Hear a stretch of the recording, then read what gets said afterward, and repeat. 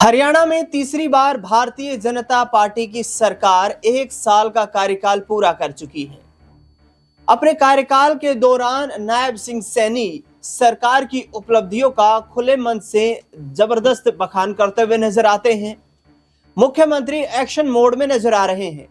हर रोज मुख्यमंत्री किसी न किसी जिले का दौरा करते हुए नजर आते हैं और बड़ी बड़ी विकास परियोजनाओं का शिलान्यास भी करते हुए नजर आते हैं। हरियाणा के गुरुग्राम में पहुंचे विशाल जनसभा को संबोधित करने के लिए मुख्यमंत्री नायब सिंह सैनी, उनके साथ हरियाणा सरकार के कैबिनेट मंत्री राव नरबीर सिंह मौजूद थे, विधायक मनीष शर्मा मौजूद थे, तमाम प्रदेश और जो जिला कार्यकारिणी के भाजपा के सदस्य हैं इस मंच पर वो मौजूद नजर आ रहे हैं। राव नरबीर सिंह इस कार्यक्रम में मौजूद थे, लेकिन मौजूदगी किसी शख्स की दिखाई नहीं दी, तो वो थी राव इंद्रजीत सिंह या फिर हरियाणा सरकार की कैबिनेट मंत्री आरती राव की। दरअसल ये कार्यक्रम मुख्यमंत्री नायब सिंह सैनी का कार्यक्रम था। गुरुग्राम में इस कार्यक्रम का आयोजन किया गया। पूर्व सांसद सुधा यादव को भी आप देख रहे हैं तस्वीरों में। मुख्यमंत्री लोगों का अभिवादन स्वीकार करते हुए नजर आ रहे हैं, लेकिन इन तस्वीरों में राव इंद्रजीत सिंह दिखाई नहीं दे रहे हैं। ऐसे में खबरें ये भी सामने आ रही हैं कि आगामी वक्त में हरियाणा में कैबिनेट विस्तार भी होने वाला है। तमाम जो कैबिनेट मंत्री हैं उनके पोर्टफोलियो बदले जा सकते हैं। ऐसे में सबसे प्रमुख नाम जो सामने आ रहा है वो श्याम सिंह राणा का सामने आ रहा है कि श्याम सिंह राणा जो कि हरियाणा सरकार के कृषि मंत्री के रूप में काम कर रहे हैं, वो स्वास्थ्य स्थिति के चलते कुछ ठीक नहीं है और इसलिए उनके पोर्टफोलियो में परिवर्तन किया जा सकता है। लेकिन राव इंद्रजीत सिंह की गुरुग्राम में मुख्यमंत्री के कार्यक्रम में गैर मौजूदगी, ठीक है, वो अपने किसी कार्यक्रम में व्यस्त तो हो सकते हैं। आरती राव जो कि हरियाणा सरकार की कैबिनेट मंत्री हैं, वो भी मुख्यमंत्री के गुरुग्राम में आयोजित हुए अहीरवाल के गढ़ में आयोजित हुए इस कार्यक्रम में मौजूद नजर नहीं आई। आखिरकार इसके पीछे की बड़ी वजह क्या है? इस बड़ी वजह पर बड़ी रिपोर्ट और बड़ी चर्चा में मेरे साथ जुड़े मेरे वरिष्ठ सहयोगी अमन जी, उन्होंने किस तरीके से अपनी जानकारी साझा की, आपको सुनवाते हैं। देखिए दिनेश जी, बिल्कुल राव इंद्रजीत की बात करें तो दक्षिण हरियाणा का जो हिस्सा है उसमें काफ़ी मकबूल हैं, लोकप्रिय चेहरे हैं और बड़े नेताओं में शुमार किए जाते हैं। एक दफ़ा तो ऐसा भी सुनने को मिल रहा था कि मुख्यमंत्री भी उनको बनाया जा सकता है, क्योंकि कई बार वो ये बात कह चुके हैं कि भाई जो अहिरवाल बेल्ट है उससे लगातार अच्छे खासे विधायक जो है वो बीजेपी को मिलते रहे, लगातार 3 बार जिस तरह सरकार बनी है। ऐसे में इस तरफ से भी कोई मुख्यमंत्री का चेहरा होना चाहिए। बाकायदा उन्होंने ये बात कही भी थी, लेकिन ये और बात है कि बीजेपी ने पहले ही डिसाइड कर लिया था कि भाई नायब सिंह सैनी को ही मुख्यमंत्री बनाएंगे अगर चुनाव जीतते, और वही होता हुआ दिखाई पड़ा। लेकिन जो बात मूल आपने कही, गुरुग्राम में जिस तरह का प्रोग्राम ये नजर आया, नायब सिंह सैनी जो मुख्यमंत्री वो दिखाई पड़े, लेकिन यहाँ पर राव इंद्रजीत का ना होना या कुछ और नेताओं का ना होना। देखिए कई बार ऐसा होता है कि कुछ प्रोग्राम ऐसे होते हैं कि सडनली हो जाते हैं और उसके लिए हो सकता है कि जो टाइमिंग मैच होनी है वो नहीं हो पाती। हो सकता है उनके कुछ और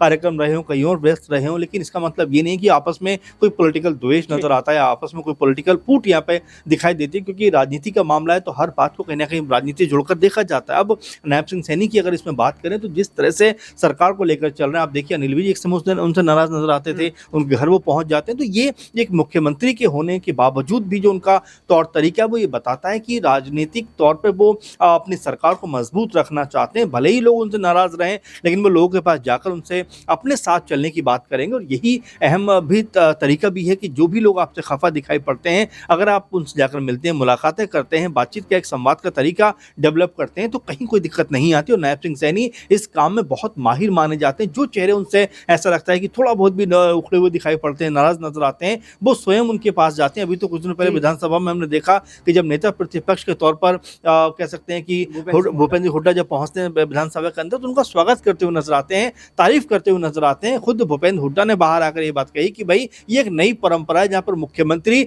विपक्ष के नेता की जिस तरह तारीफ कर रहा है। तो देखिए यही कल्चर होना चाहिए राजनीतिक तौर पर।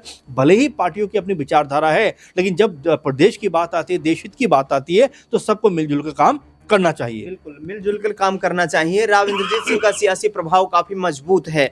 लेकिन अमन जी, मैं समझना चाहूंगा, नायब सिंह सैनी ओबीसी चेहरा और ओबीसी चेहरे पर एक्सपेरिमेंट करना भारतीय जनता पार्टी के लिए तो ये एक ट्रम्प कार्ड साबित हुआ ही तीसरी बार हरियाणा में।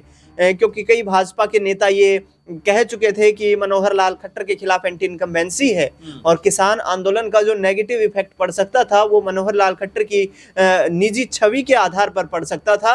ऐसे में 6 महीने पहले मुख्यमंत्री के पद से उन्होंने इस्तीफा दे दिया और नायब सिंह सैनी की ताजपोशी हो जाती है। नायब सिंह सैनी को लेकर अक्सर जो भारतीय जनता पार्टी के तमाम विधायक हैं वो भी ये बात कहते हुए नजर आते, राम कुमार गौतम विशेष तौर पर, कि ये सबके मुख्यमंत्री हैं, ये सबके मुख्यमंत्री हैं और समान भाव से काम करते हैं।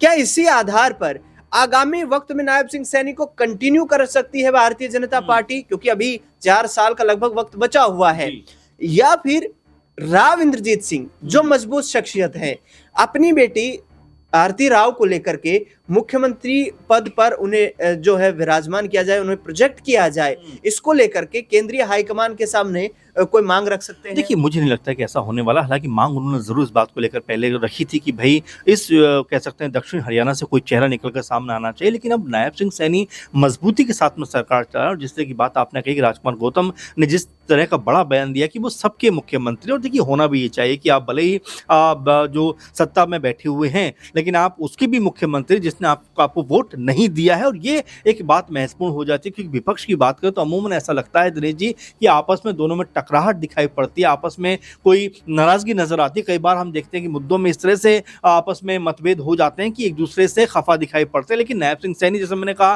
कि सबके बारे में बात करते हैं, और यही वजह है कि उनको सबका मुख्यमंत्री कहा जा रहा है। हरियाणा के अंदर उन्होंने अपनी अलग छवि बनाई है, और जैसा कि हमने देखा कि आपने भी इस बात का जिक्र किया कि 6 महीने पहले तक जिस तरह का ऐसा माहौल लग रहा था हरियाणा के अंदर कि भाई बीजेपी का जीतना बहुत मुश्किल है, क्योंकि एक एंटी इनकम्बेंसी के साथ में कई सारे मुद्दे ऐसे थे जो ऐसा उस समय अनुमान भी लग रहा था, मीडिया के जरिए भी तमाम सारी बातें आ रही थी कि कांग्रेस पार्टी सत्ता में आ सकती है। लेकिन जब मुख्यमंत्री का चेहरा बदलता है, मैं 6 महीने के अंदर नायब सिंह सैनी तमाम तरह के कार्य करते हुए नजर आते हैं। कई लोगों ने यहाँ तक कहा कि इस बार पूरी तरह से बीजेपी का सफाया होने वाला है। कई सर्वे में तो 65 से 70 सीटें कांग्रेस पार्टी को दी जा रही थी। लेकिन देखिए यही मैजिक होता है कि जब आप चीजों को संभालते हैं, लोगों के बीच में जाते हैं, कम्युनिकेट करते हैं, तो आपके पक्ष में लोग आते हैं। और यही कुछ देखने को मिला कि जो बाजी बीजेपी हार चुकी थी उसको किस तरह से जीती हुई दिखाई पड़ी, और यहाँ पर मुख्यमंत्री की ताजपोशी नायब सिंह सैनी के रूप में हुई। भले ही अनिल विज खफा नजर आए या और भी कुछ चेहरे उतने खुश नजर नहीं आए, लेकिन जिस तरह नायब सिंह सैनी ने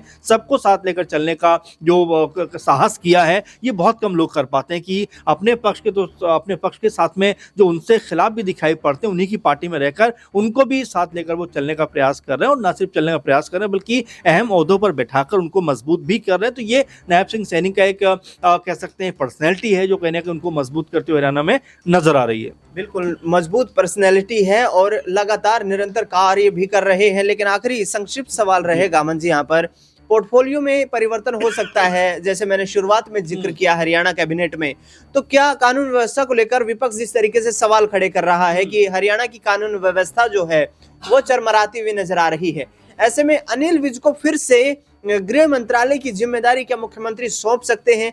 क्या इसकी संभावना कोई आगामी वक्त में जो कैबिनेट विस्तार होगा उसमें नजर आती है? देखिए बिल्कुल दिनेश जी, अनिल विज वरिष्ठ नेता है बीजेपी के, और जाहिर बात है कि उनका कद, उनका रौब काफ़ी ज़्यादा दिखाई भी पड़ता है हरियाणा के अंदर। उनको भी एक समय ऐसा कहा जा रहा था कि भाई वो भी मुख्यमंत्री के रैंक के एक चेहरा है, और उनको उस तरह से ट्रीट भी किया जाता है, क्योंकि इससे पहले दोनों बार अगर वो हम देखें सरकारों में मजबूत ओहदों पर रहे हैं, स्वास्थ्य मंत्रालय संभाला है और गृह मंत्रालय संभाला है, तो उस तर्ज पर देखा जा सकता है दिनेश जी कि अनिल विज को अगर गृह मंत्रालय दिया जाए, क्योंकि बहुत तेज तर्रार नेता है, बहुत मजबूत छवि के नेता माने जाते हैं, कानून व्यवस्था में काफी पकड़ उनकी रही है, तो कोई बड़ी बात नहीं, कोई हैरानी की बात नहीं कि उनके हिस्से या उनके जिम्मे ये जो है जिम्मेदारी आती हुई दिखाई पड़े। चूंकि अभी ये बहुत हम उसको लेकर बहुत चर्चाएं नहीं हो रही, तो इसको लेकर कोई पुख्ता तौर पर तो नहीं कह सकते, लेकिन ये सब एक सरकार का हिस्सा होता है। कई बार बदलाव होते हुए दिखाई पड़ते हैं, चेहरे बदलते हुए नजर आ सकते हैं, तो कोई बड़ी बात नहीं कि अनिल विज को ये महत्वपूर्ण जिम्मेदारी मिलती हुई आने वाले दिनों में दिखाई पड़ जाए। बिल्कुल, हरियाणा में कैबिनेट विस्तार में देखना दिलचस्प होगा कि किस